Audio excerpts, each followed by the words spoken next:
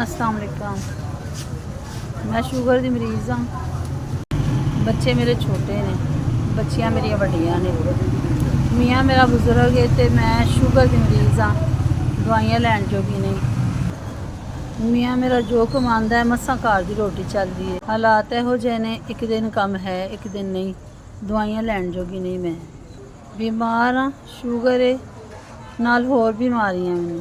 दवाइयां लैन जोगी नहीं। ए डॉक्टर ने मैनू दवाइयां लिख के दित्तियां ने, अपनियां लैन की गुंजाइश नहीं। सारी सारी रात जागदी रहनी हाँ। मियाँ इन्ने जोगा नहीं कि जो दवाई लैके दे उन्हें मैं कवां तो रोटी पता नहीं किवें घर की पूरी होंदी है। फिर इस टाइम मेरी शुगर हाई है। मेहरबानी मेरी दवाइयां वास्ते मदद करो, शुक्रिया। 4000।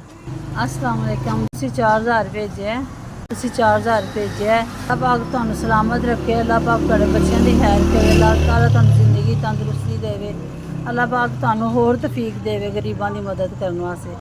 अल्लाह पाक तुहानूं तंदुरुस्ती जिंदगी दे, अल्लाह पाक तुहानूं ज़्यादा दे। तुसीं मेरी मदद की, अल्लाह पाक तुहानूं इस तरह खुशियां कामयाबियां तरक्कियां दे। अल्लाह पाक तुहानूं जिंदगी तंदुरुस्ती दे। इंजे तुसीं गरीबां की मदद करते रहो। बहुत बहुत शुक्रिया।